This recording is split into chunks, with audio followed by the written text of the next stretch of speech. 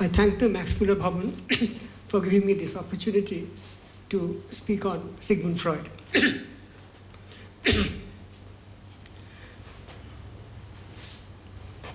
Freud is both a very complex and a very simple thinker. And I suppose this mix of complexity and simplicity is what makes the fame of Sigmund Freud so enduring. Freud was also an eclectic thinker. So there is no end of issues that he touched upon. There is no end of concepts that he generated. But the interesting thing, or the childlike aspect of Freud was, he was never satisfied with what he had achieved. As a result, there is no one concept by Freud which can be easily defined. For he had the very bad habit of constantly revising the concepts. Therefore, if you ask, what does the word repression, for example, mean? And if somebody has the daring to propose that it can be explained in one or two sentences, then be sure the answer is absolute rubbish. Because not even Freud could have given the answer. He must have forgotten how many times he used the word, and in how many different occasions, and in how many different senses. So we have here a thinker who loves to think, and who was an arch revisionist, never satisfied with whatever he has achieved. So we do not have any other option but to make a kind of an approximation if we have to delimit his conceptual terrain. This means obviously that anybody and everybody can produce his or her own version of Freud. Right? And this is another reason why Freud, like Marx, is such a lovable figure. People tend to love them because they produce the love object called Freud and Marx, depending upon his or her subjectivity. Like we do with poets. Like everybody has one version of Rabindranath, same goes for Marx and Freud.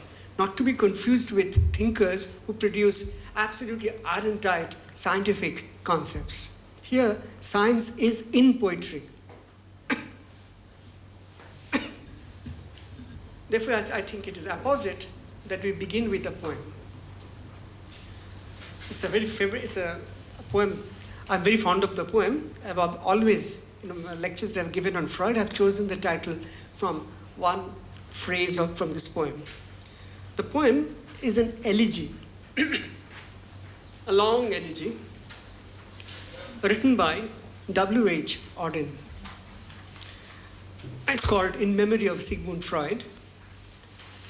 Freud died in the year 1939, and Auden started to write the poem in 1940. I'll just read a few lines from the poem.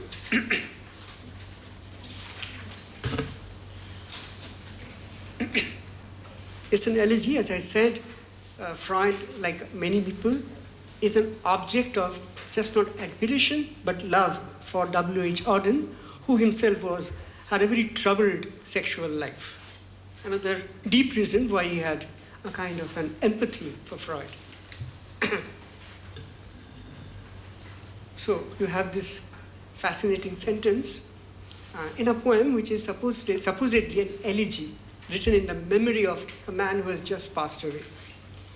The line goes, he wasn't clever at all.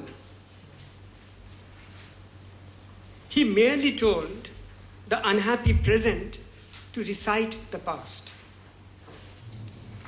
He wasn't clever at all. He merely told the unhappy present to recite the past. Now let us see the poetic argumentation. No wonder the ancient cultures of conceit, in his technique of unsettlement, foresaw the fall of princes, the collapse of their lucrative patterns of frustration.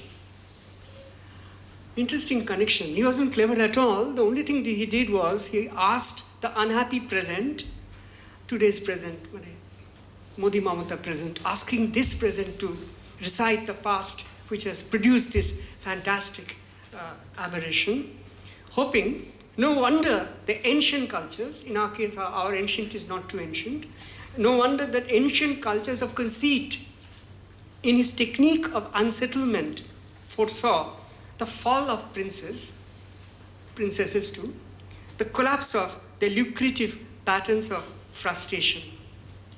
A beautiful expression, the lucrative patterns of frustration. This is a bit about Freud, the analyst, the practitioner, the Freud, the man who asked his patients to lie down on the couch. It's about that aspect of Freud. If some traces of the autocratic pose, the paternal strictness he distrusted, still clung to his utterances and features. So, Adorno is trying to find an excuse for this, as it were. If some traces of the autocratic pose, the paternal strictness he distrusted, still clung to his utterance and features, it was a protective coloration for one who had lived among enemies so long. Remember, we were just told that he wasn't German. He wrote, thought, spoke, lived German. He was a Jew. Right? He had to pay a tremendous price for being a Jew, just as Marx had to pay, or Einstein. For one who had lived among enemies so long, those enemies aren't actually the Germans, right? If often he was wrong and at times absurd. Well, Freud was at times absurd. Right? To us, he is no more a person now, but a whole climate of opinion under whom we conduct our different lives. Like weather, he can only hinder or help. And everybody knows nothing is more unpredictable than weather. There's no reason to be sweating so much at this point, but we are all sweating. So this is exactly what Freud is like. He'll make you sweat where you're supposed to be drenched in some other thing, etc., etc. So Freud is unpredictable. But unpredictability is the power. So let us now try to take a quasi-scientific approach and try our best to delimit some of his concepts in order to make it to be rationally palatable. There are many ways, many tracks one can take along which one can approach Freud. One of the best, maybe not best, but this is, I think, this does pay dividend. If we just recall the years of birth of three thinkers. First bring Sigmund Freud,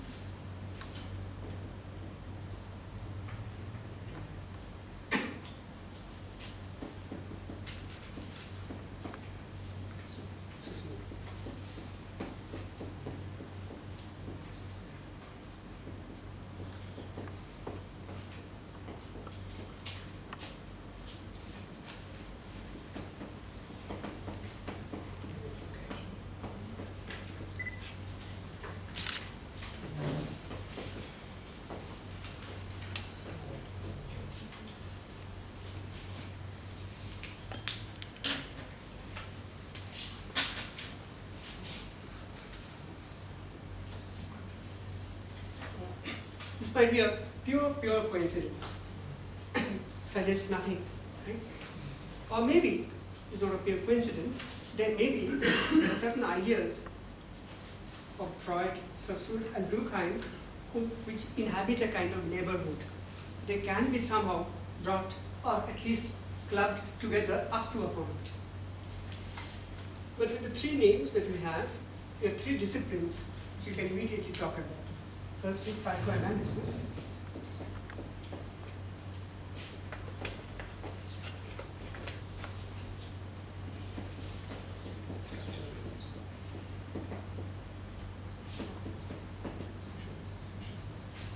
Sociology. All three, the commonality lies here, combated in his own way certain established ideas of their times, of his times. So all three may be read as a production through what is called a critique of existing ideas. And there is some features which are common in the three critiques. First, all three rejected the shallow, according to them shallow, the shallow positivist notion of fact.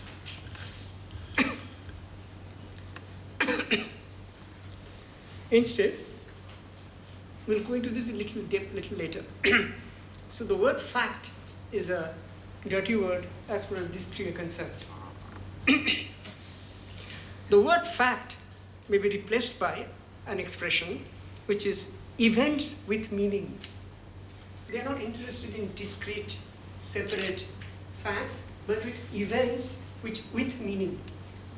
This meaning is not inbuilt, the meaning has to be produced through the work of analysis. But the point is, every event is, some sense or the other, meaningful. What they do, therefore, they reverse the perspective which makes society, this is the crucial outcome. The earlier positivist view of things culminates in this notion that society may be understood as a kind of a collection of individuals. Right? It is basically the operator is of additive operator. You add one person to another person to form some totality. The notion of totality does not seem to have a different, doesn't seem to belong to a different theoretical domain. It is as if a mere conglomerate. Opposed to that is this view that that the society is not, for these three, the result of individual behavior. Instead, the emphasis falls on collective social systems, meaning the point of departures are different. They are not starting from the word individual, but they are starting from something called the society. What that means, we'll have to go into that. Let us be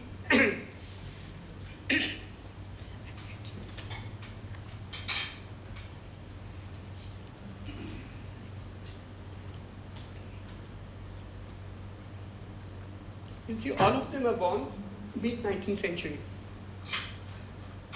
The high season of Romanticism.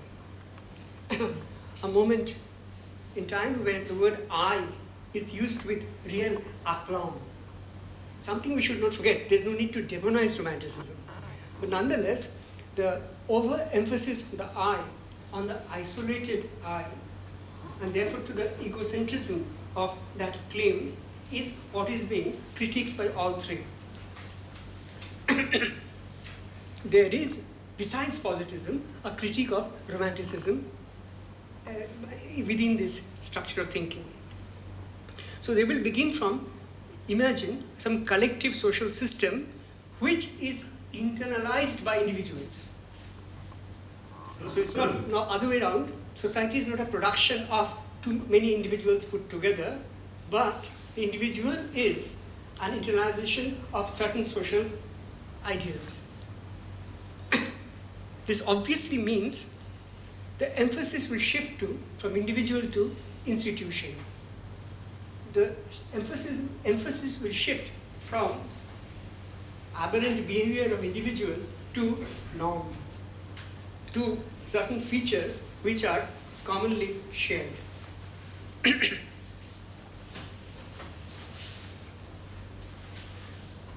So impersonal systems of norms, all three words are important. Impersonal, system, and norm is what they're trying to think about.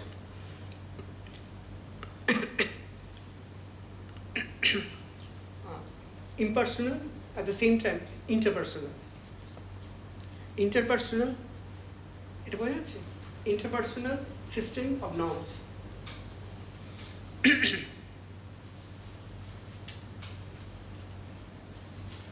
Let's start from here, structuralism. Almost all of the thinkers will think in terms of, to begin with, a simple binary. And the thought pattern is in this fashion, that they'll posit a binary and then privilege one and underprivilege the other. And thereby create a point of departure. For Saussure, the famous binary is, of course, parole and langue. Parole is the domain of individual utterance, right? While langue, which is concrete, which is infinite, uncountable, in fact, beyond control. But Saussure will propose, no matter how differentiated, how indefinably large the world of parole is, it is somehow controlled by the abstract logic of the langue.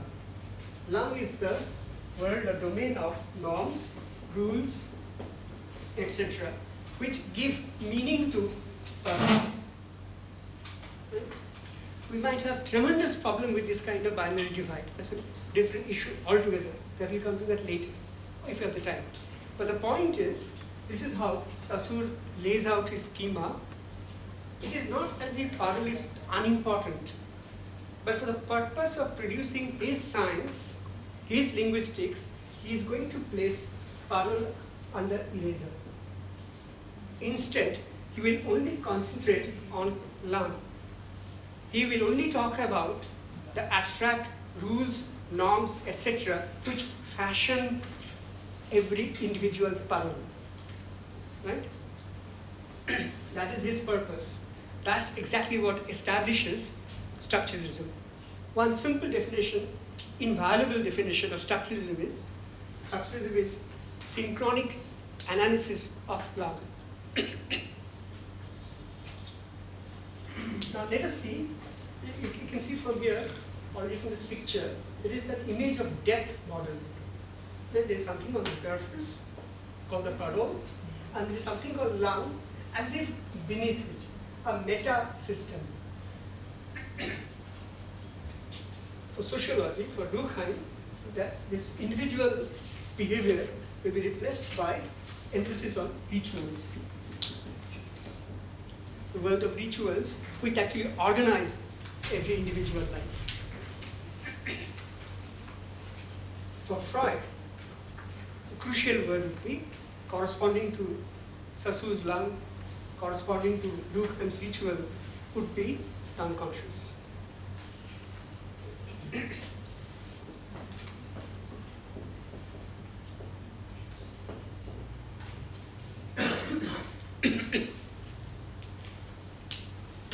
Well, Freud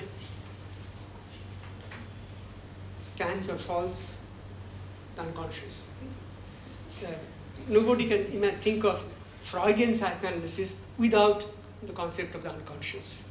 So all anti-Freudians, what they will automatically do is to show the hollowness of Freud's conceptualization vis-a-vis the unconscious, thereby unconsciously betraying their stupidity.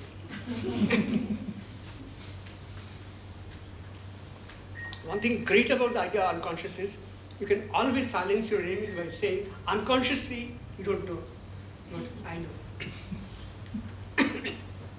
One difficulty with unconscious is, if it is unconscious, how do you know? Knowledge itself becomes exceedingly problematic with this idea.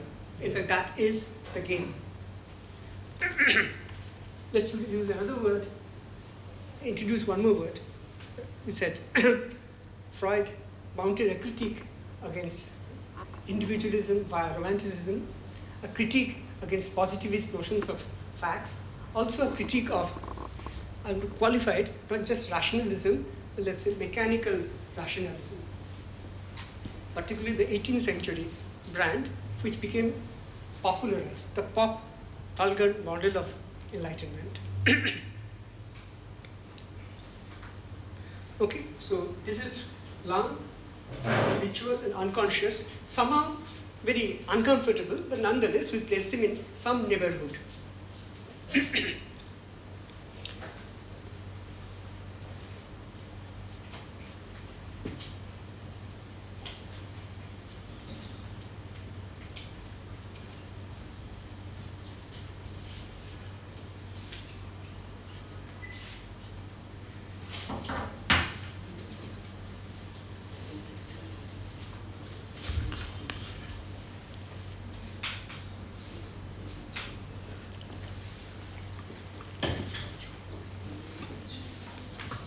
Freud,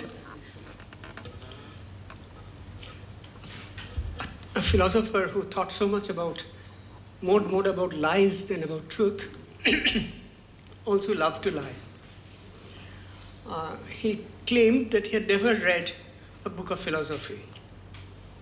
He was very semi-literate, as it were, and philosophy bored him stiff. And he went to the extent of saying that he had never read Plato. But this cannot be taken at face value. We shall soon see that he is in some sense a very, very a Platonic thinker in more ways than one. One reason why he derided philosophers is simple.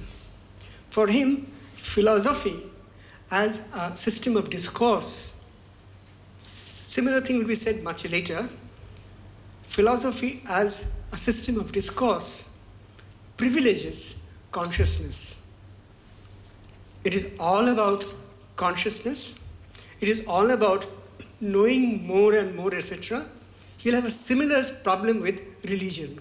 Right? Chaitanya, aru, duhat tule nacho, etc., etc. That is getting enlightened and becoming more and more conscious. The basic point is the epistemic rule which governs the discourse of philosophy takes consciousness at the center. Right?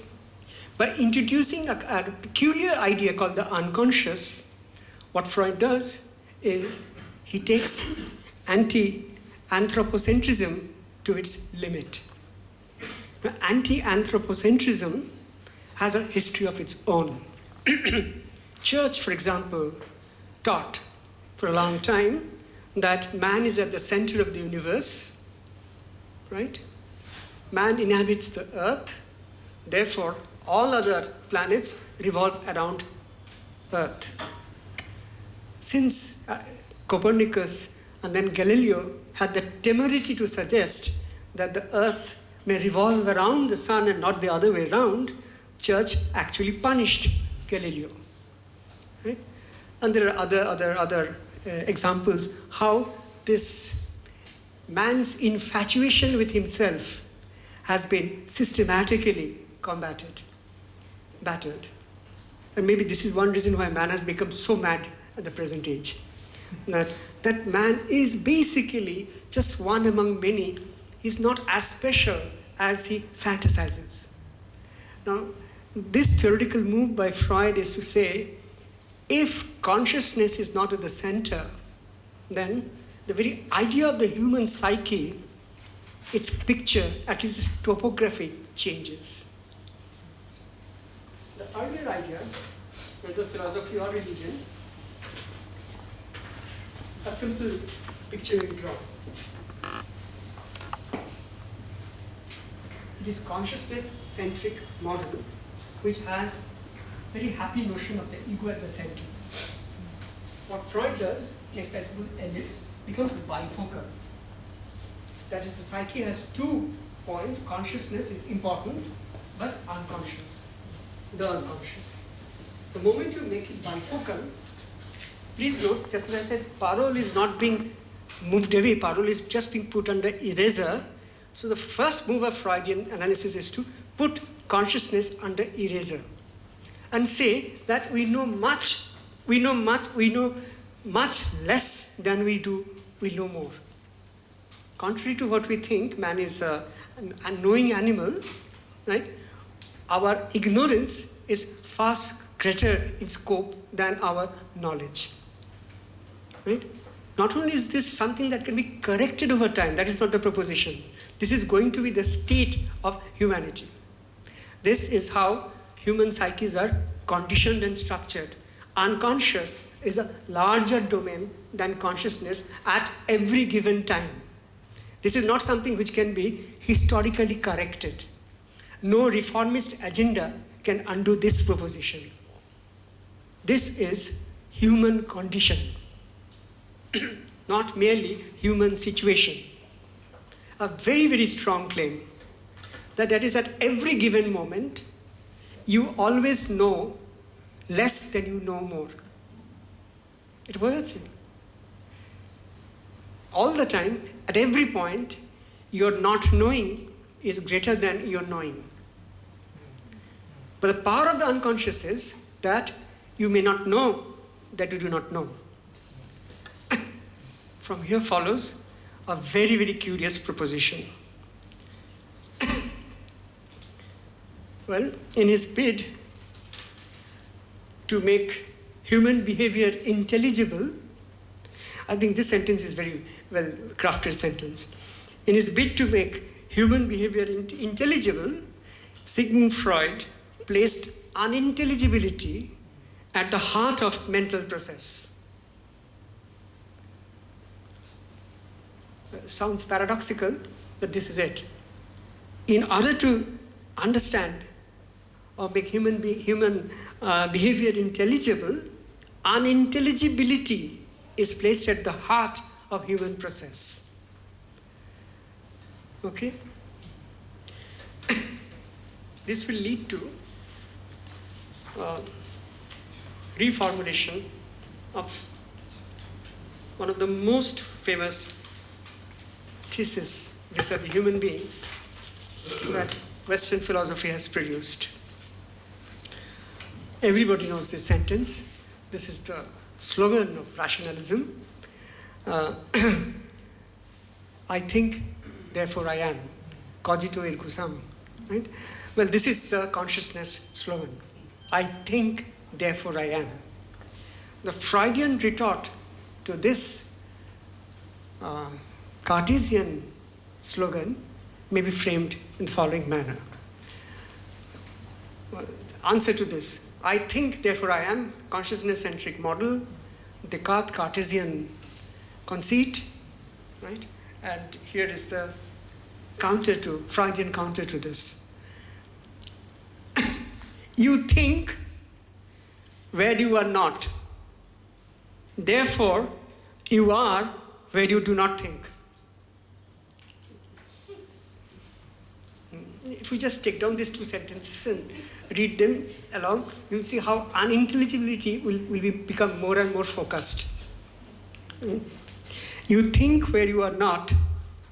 There's also a kind of a shout in the sentence, right? You're being reprimanded. Why are you being reprimanded? Because you have been tutored to think, I think, therefore I am. Aha. You think where you are not, comma, therefore, you are where you do not think. তুমি সেখানেই যেখানে তুমি মনে করো না তুমি আছো।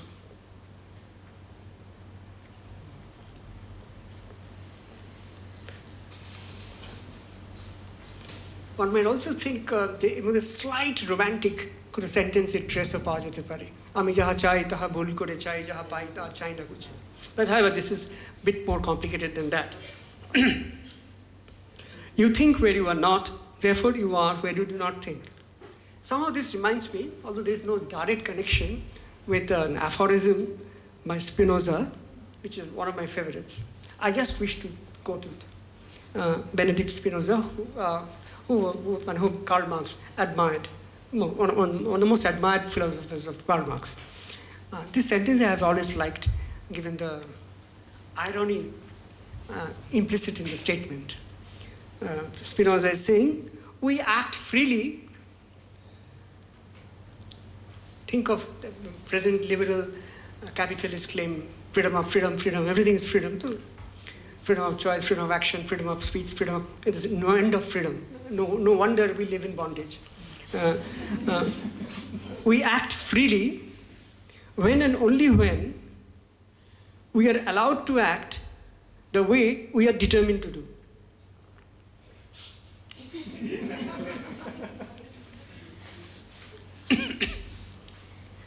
You are actually following a script, but in following the script, you think this is your own action. This is self-delusion, right? Now, self-delusion, the role of ideology, etc., all those will become focused when you consider Freud's notion of the unconscious. It is not for nothing that Freudian ideas have had greatly impacted theory of ideology. I'll come to that a little later. I should stop at 4.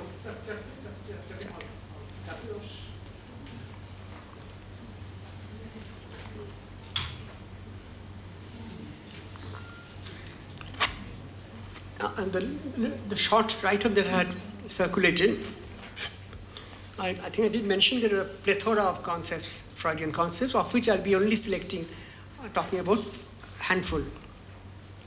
The first set is repression and the unconscious.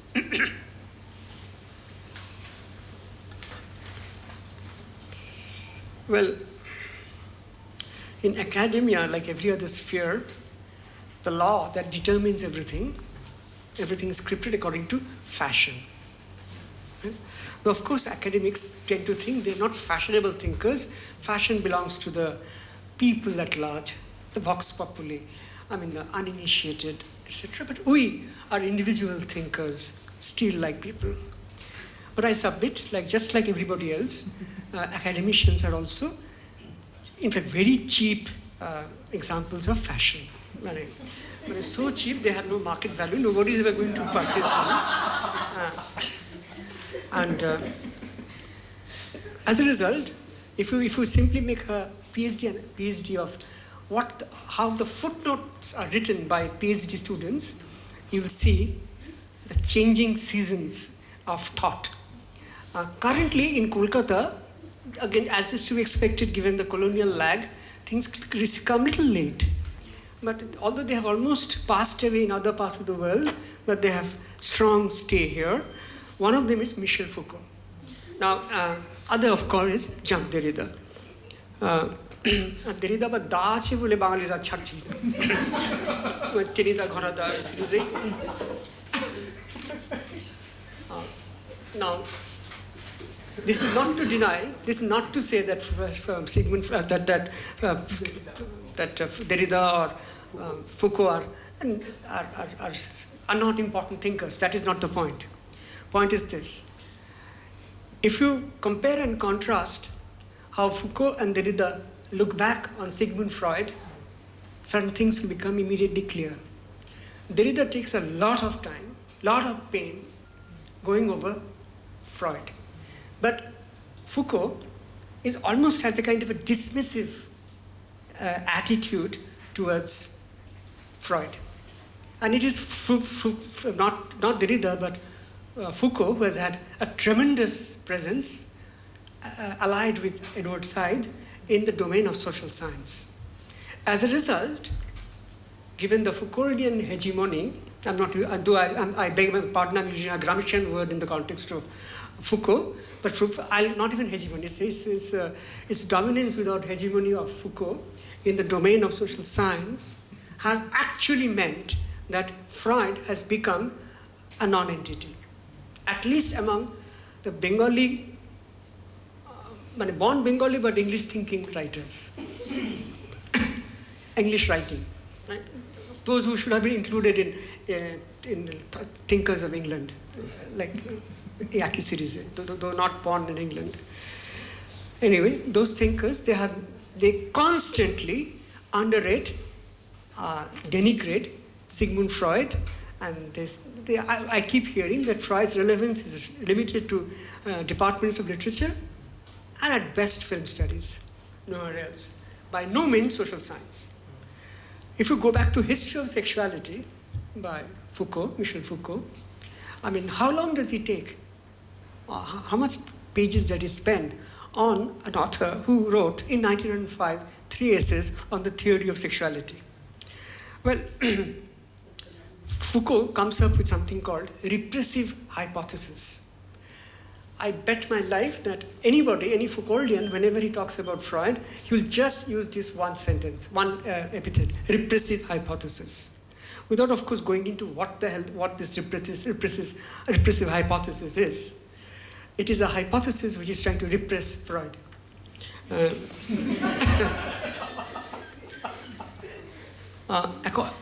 This is a beautiful take on Foucault. Is a very clever thinker, right? Cleverness is his real gift.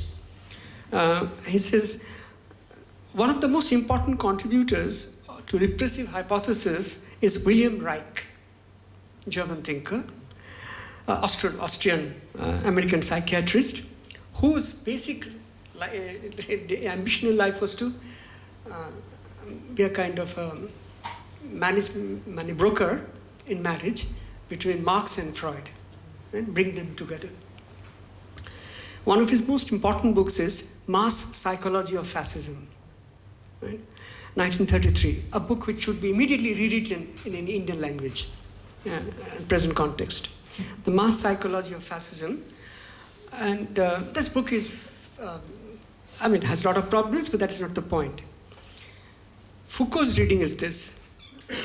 The fundamental thesis of Reich, from here he actually is going to combat 2 thinkers, both Marx and Freud, right? But particularly Freud, that mechanism of power is repression. Now, power, as you know, is the most favorite word of Foucault. Now, mechanism of power is repression.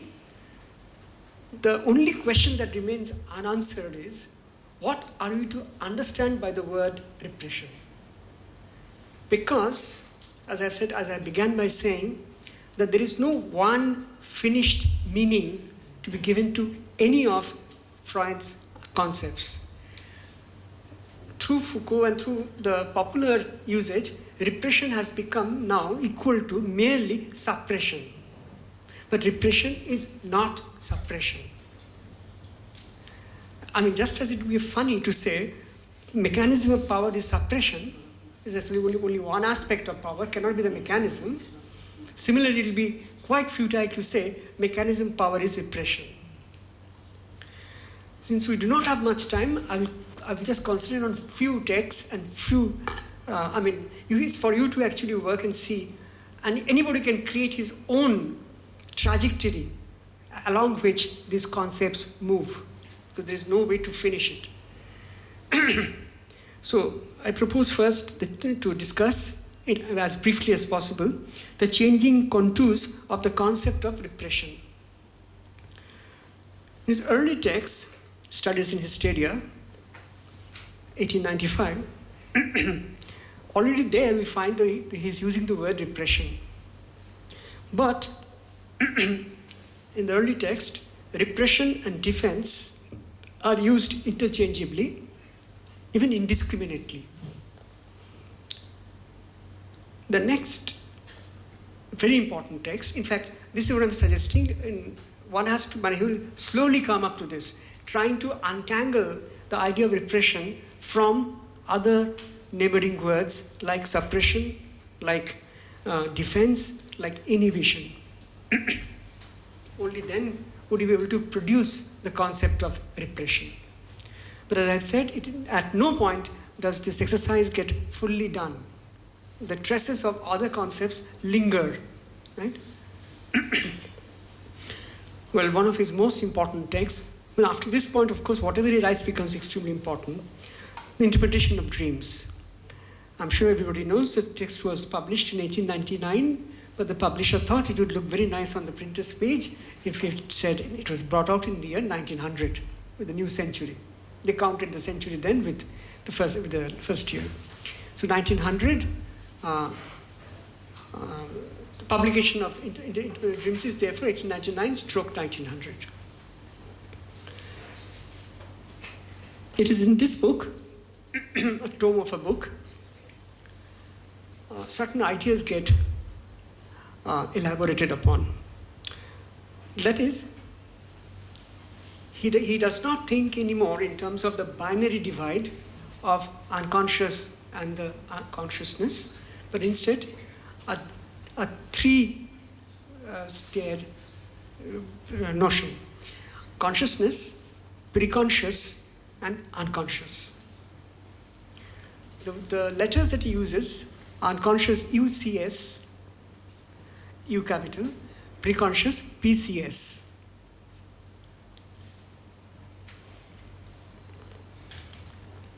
So you have consciousness in between preconscious and then unconscious. Preconscious acts like a screen between consciousness and the unconscious. A beautiful word. He coins, this expression is very poetic. When you want to see in dream, see and hear both, audiovisual medium, actually in many ways he anticipates the film theory in his dream theory. Remember, cinema is yet to be invented. Just photography has come. He calls it dream work. The work part of it is very important. It's just not a dream that you're having. It is not a passive thing. It is being worked upon. Now, who is the agent of the dream work is the crucial question. Because you're sleeping. Right.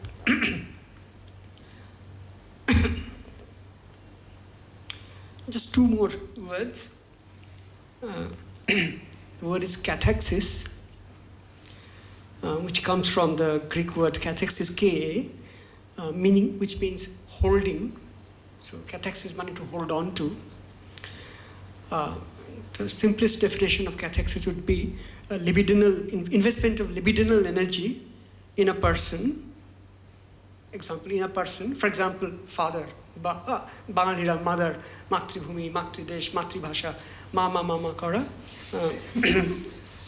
Object, libidinal investment in an object, that, for example, leather jacket for various sadomasochistic games, that is crucial. Or idea, right? Say Brahma, বা ঈশ্বর, ওইগুলো according to Freud ওটাও cathexis, এছাড়া আর কিছু নয়। Brahma, ঈশ্বর, whatever. A kind of fixation. But it's an investment of libidinal energy into three types. কি হচ্ছে? Person, object, and idea. Then cathexis of two types.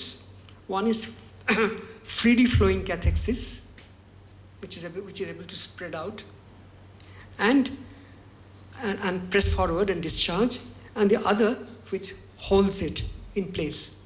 So you have mobile cathexis and bound cathexis. All right. Okay. Consciousness, preconscious, unconscious. Two types of cathexis, bound and mobile. The principal domain of bound cathexis is preconscious. The principal domain of bound cathexis is preconscious, and the principal domain of mobile cathexis is the unconscious. I think গল্পটা তৈরি করা হবে with this little material.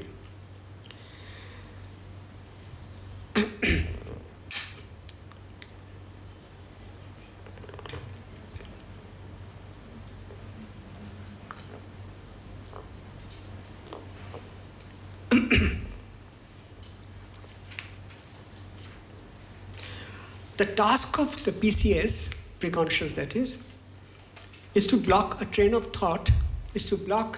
of thought, initially rejected by consciousness. Or whatever seems sordid, asleel, whatever, however we are tutored to think, obscene, whatever is contemptible in terms of the consciousness, ideology of consciousness, the task of PCS therefore becomes to block it. Right? Preconscious is also the site of the verbal.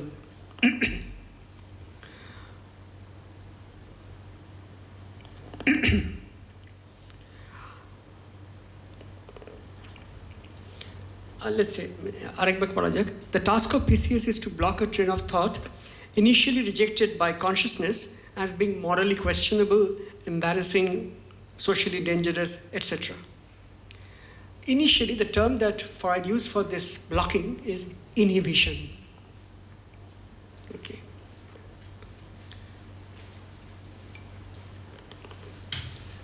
Just to forewarn, even in the interpretation of dreams, the difference between repression and inhibition is not fully worked out. They overlap. And here is Freud's bold assumption. Does the PCS fully succeed in doing what it is supposed to do? That is, block that train of thought considered objectionable by consciousness. পারবে না? The কারণটা হচ্ছে PCS is situated in between. So it has to have a transaction with both the consciousness as well as unconscious. So as a proxy of the consciousness, it will block, but as a proxy of the unconscious, it will let pass of something, some parts of it.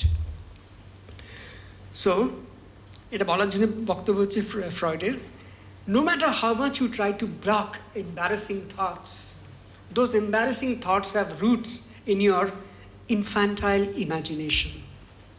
When you were a child, the child is not the word even, we were born with all those disgusting thoughts, right? And those disgusting thoughts cannot be wholly conquered, right? And they can only be modified.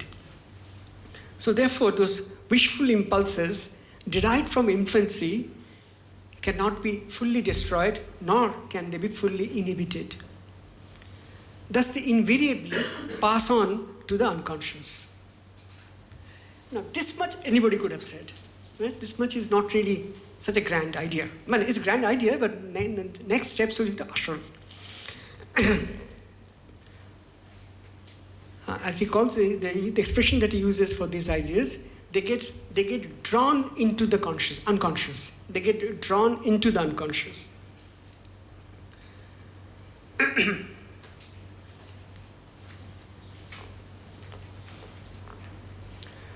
Before I just move on to the next book, I'm making only 2 points so far.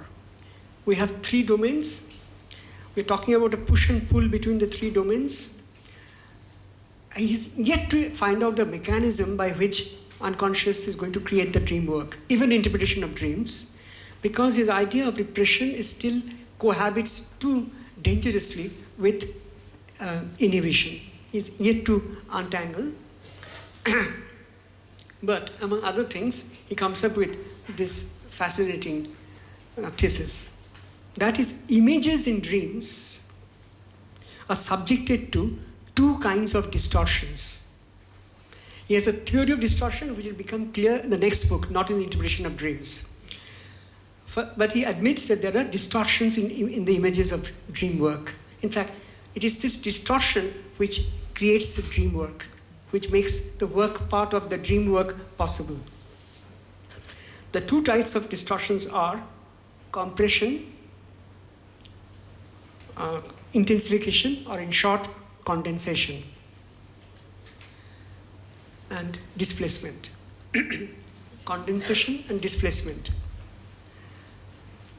The 2 together, the term is overdetermination. So there are 2 types of overdetermination. One is condensation, other is displacement. Just pause for a moment. These 2 words, condensation and displacement, do they remind you of something else from the trope of literature, poetry, etc.? Condensation mane ki? What are you producing? You are collecting things from various objects and trying to make a concentrate of it. Well, you're actually thinking in terms of metaphor. And when you say displacement, metonym. So actually metaphor and metonym are the two principal axes along which dream images are made. But very interestingly, this word, overdetermination, will soon become part of Althusserian Marxism, right? And that will become the constitutive concept for the theory of ideology. It comes straight from Freud, right? Mediated by Lacan.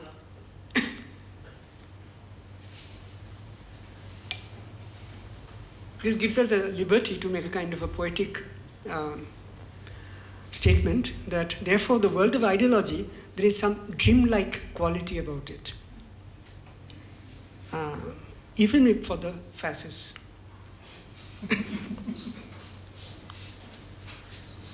and Marxists tend to lose out when they forget the dream part of the ideology.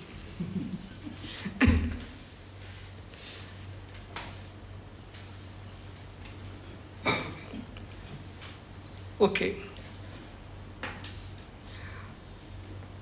Many things happen in between. I'm cutting this short. I come to a very important text, an autobiographical study, published in 1925. Freud had this great habit of writing a series of autobiographies.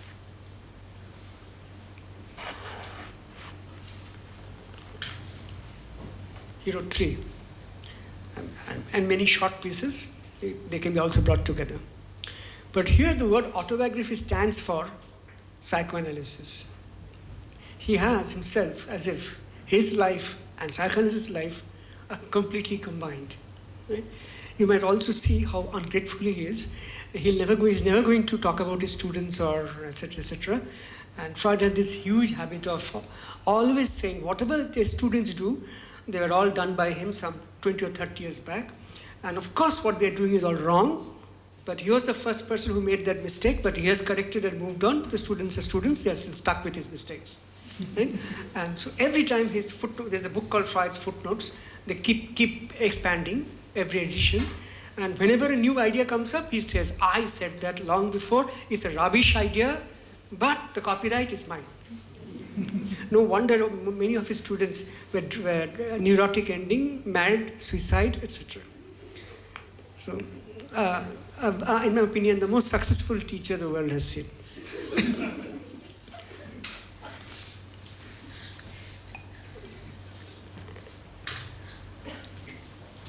In AOS, this is really brilliant.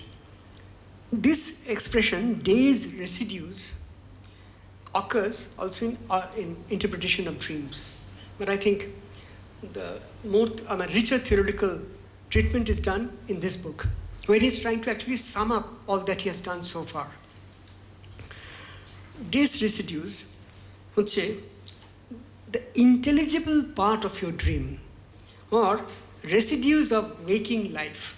The idea is just when you fall asleep, what are the last things that you retain, your retina retains? Are the things that you have just seen, the residues of your waking life. So they're intelligible, but it is with them that dream starts to be made. It's a beautiful expression, residues of waking life. Now what happens to the residues of waking life?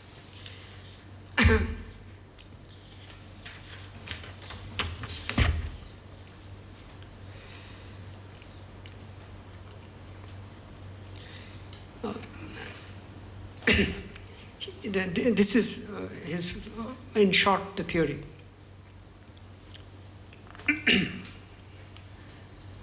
If we take the set of all the images, if we can analyze all the images of a particular dream, then, according to him, maybe if there are 100, 99 would be intelligible,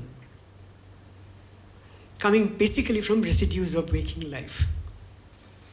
But there is bound to be, it's a necessary condition, at least one element in the dream image which is not intelligible. Remember, unintelligibility is at the core of his theorization.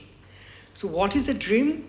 Dream is that work in which there is at least one element which is not intelligible. Now, this is very interesting. Dream is impossible without something which is exceptional. If you think of the theory of symptom, think of theory of ideology, exactly this is how that is pronounced. Do you know the connection? Okay, I'll come back to this. So he says that there is one element in the dream set which has to be unintelligible. Number one. Number two, that unintelligibility maneta hochche which neither the preconscious nor the consciousness is ready to accept. The unintelligibility comes from refusal. Right? Actually you recognize, but you don't wish to declare it. Therefore, that unintelligible element is bound to be of a repellent kind. Number two. Number three, however, that exceptional repellent image or component is the actual constructor of the dream. That means it is this which draws all other elements, breaks them into parts, creates all the conditions of overdetermination, right? Displacement or condensation. Therefore, he's coming to almost towards the theory of repression, that the socially unacceptable has to necessarily undergo repression. Now, repression now has a double aspect. Repression meaning that it has to be thrown down, and it is only through the mechanism of repression can the dream work be made possible.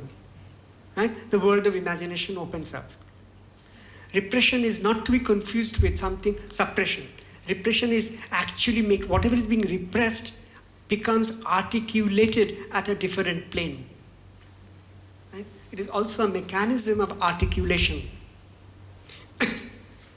Thus, therefore this isolated element, which is working through a mode of censorship, reorganizes the day's residues, leading to dream distortions. Thus, a dream is the disguised fulfillment of a repressed wish. In other words, this is the point, repression accomplishes not one but two goals. See, any popular notion of repression would tend to think it is only one goal, to make one forget censorship, etc., etc. Repression accomplishes two goals at one stroke. It affords admittance to the inadmissible. It makes room for the abhorrent but delightsome impulse in the unconscious. It allows for the inclusion of the strictly excluded, allows for the secret celebration of the communally forbidden, albeit surreptitiously. Well, here is his declaration. With great delight and great satisfaction, Freud declares in autobiography, AOS, of psychoanalysis, quote, "I name the process by which the impulse, debarred from access to consciousness and to direct motor discharge, but at the same time by which the impulse retained its full cathexis of energy, repression." A bit cumbersome sentence, but the idea is the same. But note the next sentence. "It was a novelty," Freud claiming for him on his behalf. "It was a novelty, and nothing like it had ever before been recognized in mental life." So he's claiming that the theory of repression is his original contribution.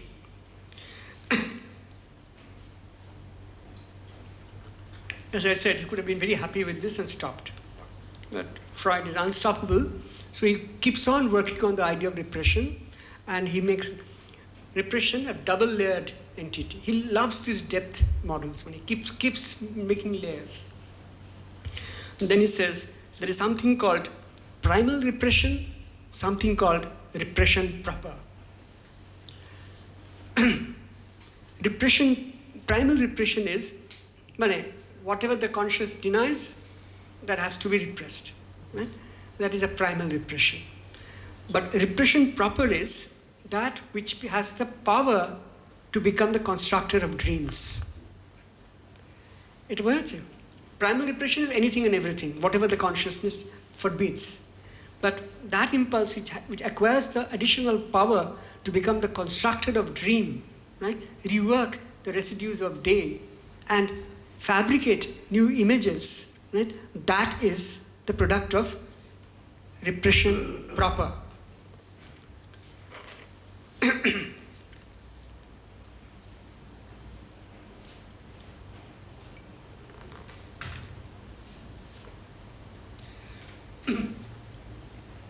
I'll come back to this book in the second half, in Beyond the Pleasure Principle, which was published in the year 1920 in German, and in 1922 appeared as English translation. This is the book in which Freud almost took up an agenda of becoming anti-Freud. Freud fighting Freud, Freud trying to dismantle all his own ideas. One of them was his fondest theory that dream is a basically wish fulfillment mechanism. He gives up on that in Beyond the Pleasure Principle in order to accommodate something called pain. Right? From here will begin the theory of masochism, how pain is pleasurable. Therefore, to think of all theories in terms of pleasure is wrong. Man is just not pleasure-seeking animal, man is also a pain-seeking and a pain-giving animal, in fact a pain in the whatever. Being the Homo sapiens' basic characteristic. We'll come back to this later in the second half.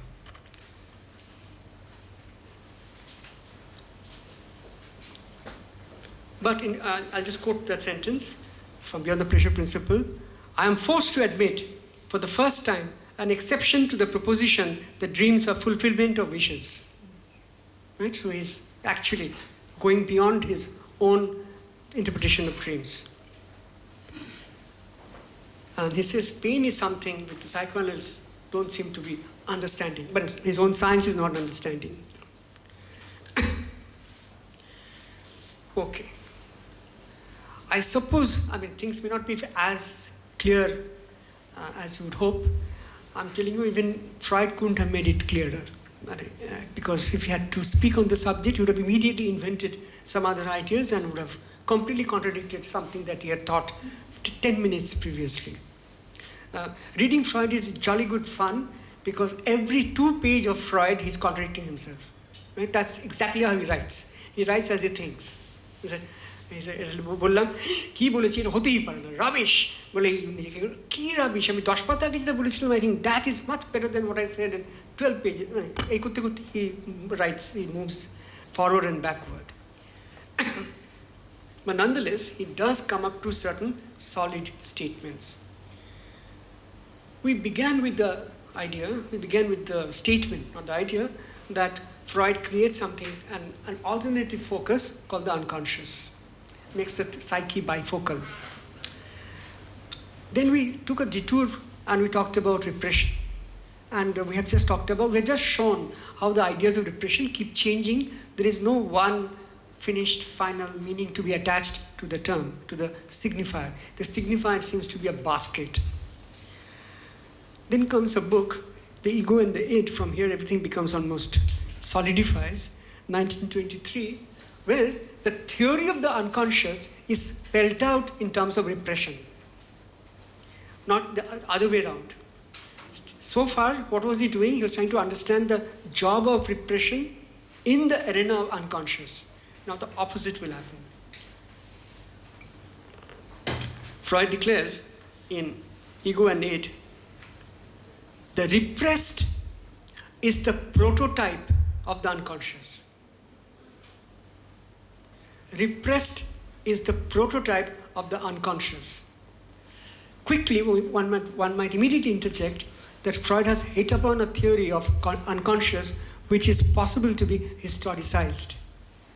For repressed is something which is not to be admitted by the consciousness, which is the domain of the world, social practice, tradition, culture, whatever.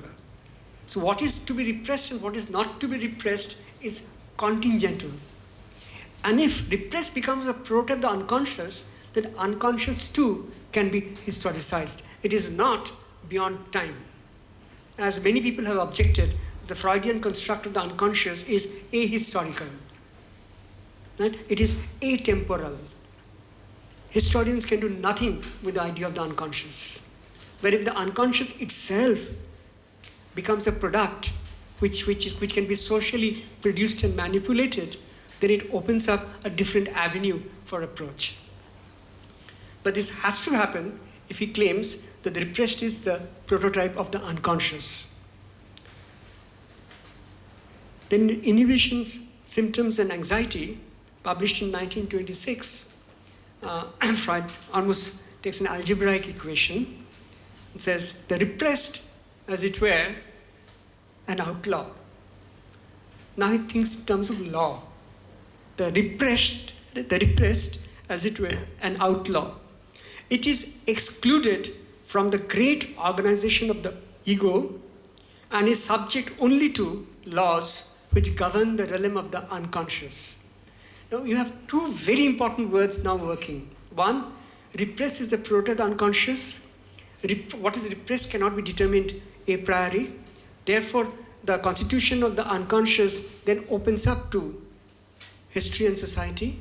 And then again, repressed is understood as outlaw, only obeying the laws of the unconscious. You have two very huge parameters working. The legal parameter as well as social parameters are being introduced in order to envisage the world of the unconscious.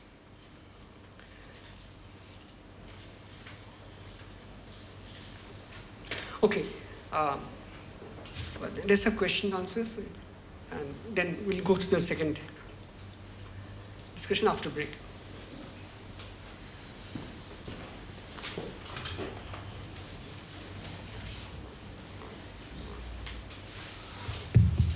আপনাদের question answer আপনারা you can make in English, in Bengali, as you wish. Just one little thing. Smuggling this idea in between, because I will not have the time to develop on this. It's come quite late in his career. This is how we research. That every individual, there are four components. One is considered the ego, id, superego, and the external world. Id, libido, etc., for Freud, and I'm sure for every individual, is oceanic. It's the word that Freud uses. Ocean, no matter how pathetic your individual life is, but it is something impossible. Superego, human beings are the peculiar animals who need to be looked after from birth to death. Though they talk about individuality, freedom, etc., they are the most dependent of all creatures. From birth to death, that's why some people need to marry, etc., etc. Now this dependency syndrome of the human psyche means they need to be nurtured. So they have to be under the tutelage of others from birth onwards. Generally from that, the superego, generally understood as parents, but that should not be vulgar. It's just not parents, it could be anybody who actually set the patterns. Even a younger person can be your superego. Right? There is no need to fall into an ageist model by trying to think of superego. You actually pick up new superegos as you go along. Superegos dictates the ego has to follow. Most people, the Gopals of the world, they abide by what the superego says. Right? Only when there is a contradiction between the ego and the superego does you have a disturbed psyche. I mean, psychiatrist will step in to correct you. So very often a critique of psychoanalysis or psychiatry is, it actually normalizes you. It tries to say that the pattern, the already given pattern is what? The one that you should abide by. Then you have the external world, the source of all external stimuli. The picture is very nice. You have here ego with something called I at the center, who is all the time trembling, right? Assailed by it. There is absolute randomness about that, under the dictate of superego, and then again being subjected to external stimuli from outside. Nothing is more fragile, nothing is more pathetic than the individual ego. Right? This is human justice. Then what is strong ego becomes a very interesting question.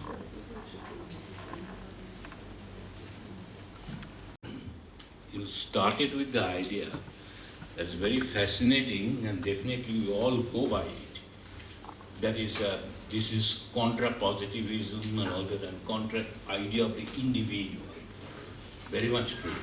Individualism. Yeah, but isn't it possible to understand the whole project of Freud this way? It is a presentation of another I. It is not that the individual is lost altogether, but it's a different kind of presentation of the individual. And that is individual recreated by Freud. Sure. Couldn't you project it all way that way? You begin, is it possible? No, I think it is. But that is the game. Yes. The I, the most troublesome of all pronouns, and a pronoun to which everybody is attached, has produced various theories. One such theory is surely individualism, along with which will go an entire school of politics, various schools of economics, will all be linked with the notion. But neoclassical economics is predicated upon the notion of the rational subject. Right? The Homo economicus of Robinson Crusoe, which Marx always mocked as Robinsonites, right? It has the notion of the individual subject stationed at the very beginning. Romanticism, which celebrated the individual I, is another way, another take on I. Nobody, no theory in the world can even imagine that I have nothing to say about I.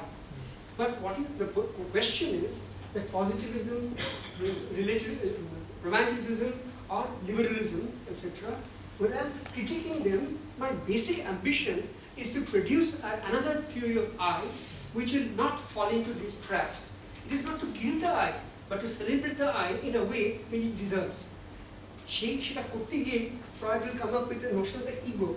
See, we already have too many words in the world of philosophy. We say I, we have self, Atman, we have subject. But this endless, as Arindam Chakraborty in an essay has written, that Western philosophy is confused because it cannot distinguish between these words. Right? And very often what you mean by self and what you mean by subject, we don't even know. And Atman hobe na, that becomes a very, very difficult question. See, can you use the word Atman for Buddhism? We cannot, etc. Buddhism also take on the established notion of Atman. It produces a counter theory. In case of Freud, the happiest word that he will come up with is the word ego. But not to be understood in the individual egotistical sense. We don't want to be but ego is being pictured, portrayed, please note, not alone, not in isolation, but as a part of a larger system.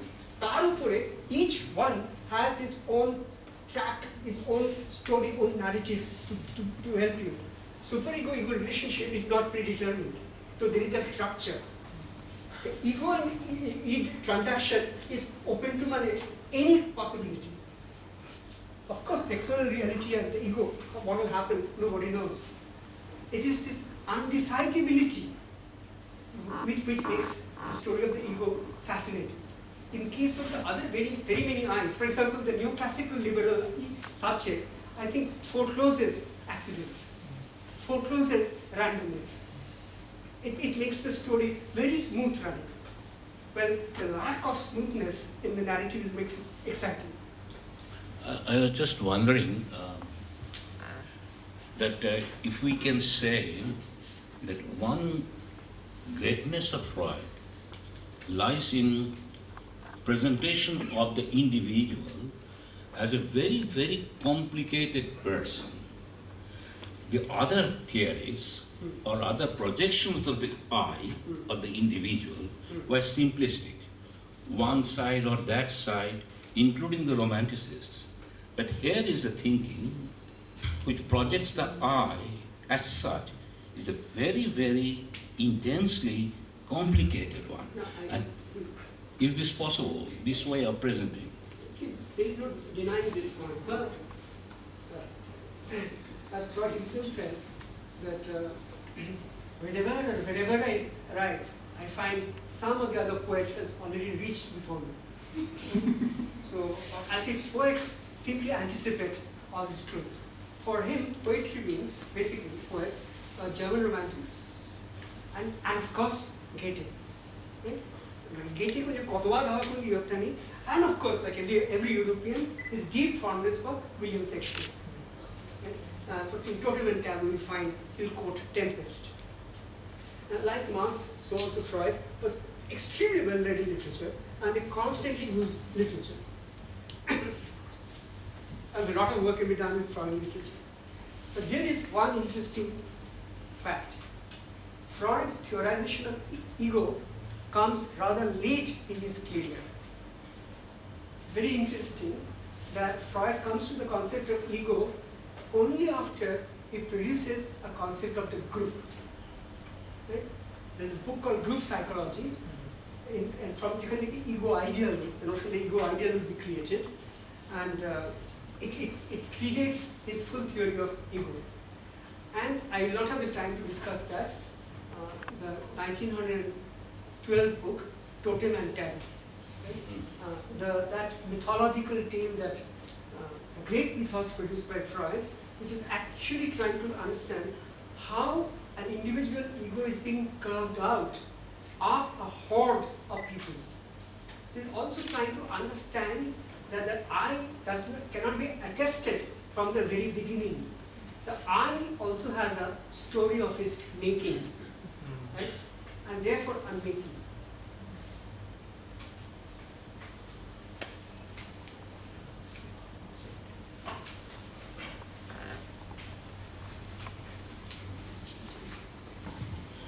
Sibaji, as you said that everybody will produce his or her own reading. I was just wondering if this kind of reading of Freud as an anti-positivist thinker, I'm not saying there are not elements of anti-positivism, but to think of Freud as an anti-positivist thinker is actually an influence of structuralism and the later on scholarship, because the way you actually paralleled Freud with Durkheim and structuralism, the way in their work society and politics comes directly. Don't you think the notion of psyche, even the way Freud delineates it, is somehow influenced by biological determinism, and it also continues in some way the Enlightenment influence of, because the very paradigm of the madman and the specialist, you contested the notion of religion and philosophy the way Freud does in his works. But it is also true that this paradigm of the madman and the specialist, some kind of deeper knowledge, this surface depth paradigm has been kept intact, because it has been later on contested by thinkers like Lacan, because in Freud there is a clear-cut, this paradigm of developmentalism, biological determinism, very much there. Freud was, for example, Freud was a Hegelian. He believed in this Hegelian statement of ontogeny repeats phylogeny. The human development in his own life parallels the evolutionary development. This evolutionary myth was contested by Lacan in his essay on mirror stage. But this entire paradigm, the way you were reading Freud, I think that the elements were there in Freud, but there was also a very strong influence of Enlightenment, rationality and positivism in his work as well. So, one simple answer to the question would be, which may be simple but also a responsible answer, but completely correct, that Freud, like any other gigantic thinker, was a bundle of contradictions. So therefore one can easily pick up one element from here, one from there, and show that they don't tally. That somebody who is an avowed enemy of positivism, fact understood in the naked sense of the term, is also has fallen into the trap of positivism. Somebody who is a critique of kind of straightforward progressivist developmentism has also said somewhere that which completely corroborates the developmentalist attitude. Now, firstly, this is true. There is a huge fuzziness in Freud's thinking, and I take that as a positive thing. I really don't like too clean thinkers. They are suspect in many ways. In many, I submit that Freud was unaware of many of his political, philosophical implications of his own statements. If you remember, this is exactly what Althusser proposed vis-a-vis Marx. This is the thing that Karl Marx would never have understood was the philosophy of Marx. It is the task of a philosopher to talk about Karl Marx. Because what Marx thought, that he had put Hegel on his head. That means Marx himself projected his own theory as a mere reversal of Hegelian dialectics. And nothing can be more erroneous than that. So therefore Marx has misled people into thinking Marxism is nothing but a direct reversal of Hegelianism, and that has to be contested. Okay? Similar things may be said that what Freud is saying, whatever he says, need not be taken at face value. As I said, it is up to me to edit. It is up to me to construct a Freud which is palatable to me. There are many aspects of Freud which I think are impossible to tolerate. For example, his questions of femininity, his ideas about when the dissolution of the castration complex, Oedipus complex takes place for girls, I think is ridiculous. Right? I do think Freud, in many aspects, was a patriarchal thinker, and he has a heavy dose of phallus in him. That there is no undenying, but the point remains that it is by deploying Freud in a certain fashion, one can actually easily show the blindness of his own theory. I think only that theoretician is worth the name. That someone who I can expose his Achilles' heel by using him, not from outside. That is to say, the philosophy itself, the system of thought that is in itself, is symptomatic. It is alive with many symptoms which can reveal its own defects, its own gaps. I began by saying that Freud is a giant thinker precisely because he cannot be abbreviated, precisely because he cannot be, in a sense, summed up. This impossibility of summing up is the strength, not a weakness. And this, therefore, the task of if somebody wants to be a philosopher vis-a-vis Freud, then you have to work it out. It's like a dream work. But there are hundreds, thousands of clues. If you take like a detective novel, there are clues galore in Freud by which one can unravel. But I think it would be quite stupid, in my opinion, if people try to put a full stop to Freud or Marx by saying this few sentences, and they may be summed up and slotted or slaughtered.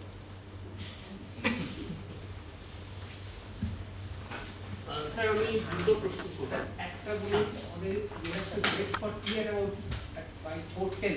So আমি just লাগবে ওটা record. প্রথমটা হচ্ছে আপনি বললেন যে Freud philosophy পড়েননি, এটা সর্বৈব মিথ্যা, এবং উনি শুধু প্লেটো কেন নিশ্চয় পড়েছিলেন, অ্যাকনলেজ করেননি, এবং শেষের দিকে বলেছেন যে হ্যাঁ আমি শুরু করেছিলাম শেষ করিনি। যেটা যে সর্বৈব মিথ্যা বাচ্চা ছিল বুঝতে পারে, এবং ওনার মধ্যে এই ইন্টালেকচুয়াল অসততাটা চিরকাল ছিল। এবং দ্বিতীয় হচ্ছে সব থেকে ইম্পর্টেন্ট হচ্ছে উনি ওনার যে ইন্টারপ্রিটেশন অফ ড্রিমসের ম্যানুস্ক্রিপ্টটা পুরো পুড়িয়ে দিয়েছিলেন, যাতে ভবিষ্যতে কেউ জানতে না পারে এবং যে কেউ বুঝতে পারে শুধু প্লেটো নয়, নিটশে থেকে উনি যথেষ্ট আইডিয়া চুরি করেছিলেন। এইখান থেকে বলছি, আপনি ফুকোর যে ক্রিটিকটা করলেন খুব আনজাস্টিফাইড মনে হলো আমার। আমি ফুকোর অন্ধভক্ত নই, কিন্তু ফুকো না এলে ফ্রয়েডের এই অসততাগুলো বেরোতো না। বা এই যে ধরুন psycho analysis as a business, হ্যাঁ, এই যেটা রমরমা এবং যেটা আলটিমেটলি হয়তো কিছুই করে না, আলটিমেটলি কোনো সুস্থতার দিকে মানুষকে নিয়ে যায় কি নিয়ে যায় না, ফ্রয়েডের পেশেন্টদের অর্ধেকজন তারা সুস্থ হয়নি, সেটাও এখন বেরোচ্ছে।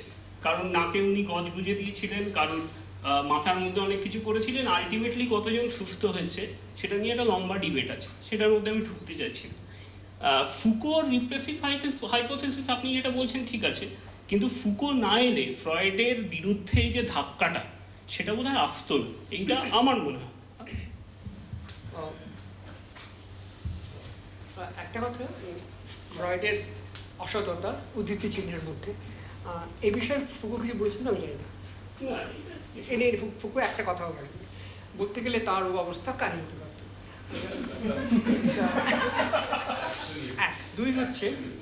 দুই হচ্ছে রিপ্রেসিভ হাইপোথিসিস নিয়ে আমি যেটা বললাম সেই যদি আপনার রাজ্য মনে হয়, তাহলে ফুকো প্রসঙ্গে এখানে ইত্যাদি শেষ হচ্ছে। ফুকো না এলে ফ্রয়েড সেই কোনো সমালোচনা তৈরি হতো না, এটা কিন্তু একেবারেই ঠিক নয়। কারণ ফ্রয়েডের সমালোচনা, ফ্রয়েডের সমকালে তো বই ছিলই, তারপরে বিরাট বড়ভাবে হয়েছে। খুব বড় সমালোচক ফ্রয়েডের যারা যে ঘরানাটা, সে তো মার্ক্সবাদী ঘরানা। মার্ক্সবাদীরা তো মানে ফ্রয়েড শুনলে তারা মনে করতো এটা হচ্ছে পর্নোগ্রাফি ছাড়া আর কিছুই নয়।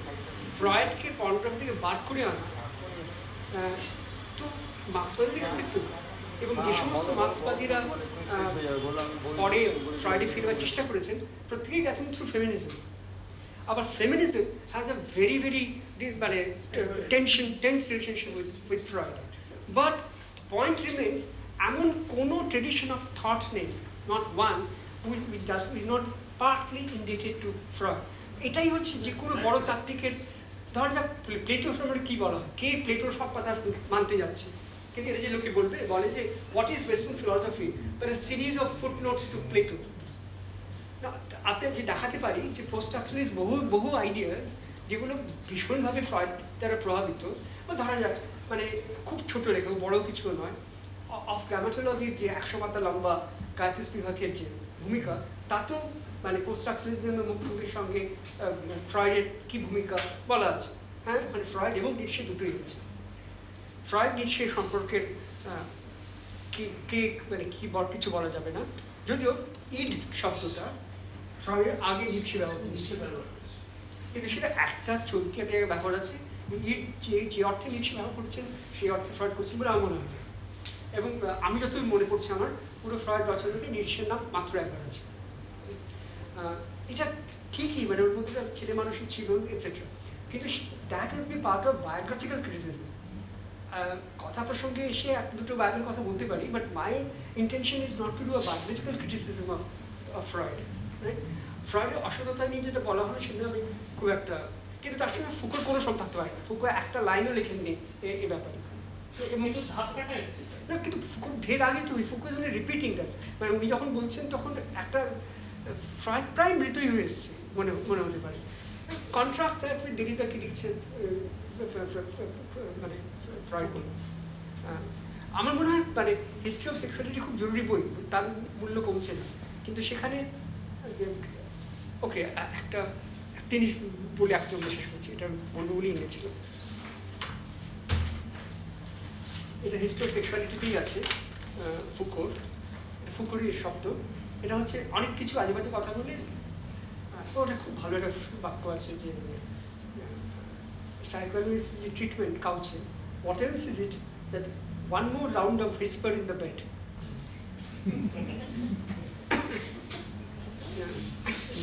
One more round of whispers in bed. আচ্ছা, তার চেয়ে বেশি আর কি। যাই হোক, নাম তুলে এত আজে বাজে কথা বলেও ফুকোই বলছেন এটা বোধহয় আজকের যুগে এই মুহূর্তে দাঁড়িয়ে ভারতে শুনলে ভালোই হবে। Psychoanalysis was, in the main, with few exceptions, in theoretical and practical opposition to fascism. এটা বলা আমার সময় থাকবে না, সাইকোলজি ডেভেলপ করে সেটা কিন্তু is a constant dialogue with fascism, constant dialogue with two world wars. এখানে ছিল একটা ওয়ার নিউরোসিসের বই, মানে he'll develop a theory of neurosis, যে আমরা যারা যুদ্ধে যাইনি আমরা কী করতে পারি সেখান থেকে। But this is very important, you have entire science practically and theoretically which is being constituted in response to and as a critique to the most fundamental forms of power structure, or authoritarianism. আর তার মধ্যে authoritarian যে থাকবে না এটা তো ভাবা অসম্ভব। যেমন কবিতাতেই শুরুতেই তো বলা হয়েছিল, তাই তো প্রথমেই বলছেন ডব্লিউ জর্ডন যে ওর মধ্যেও ছিল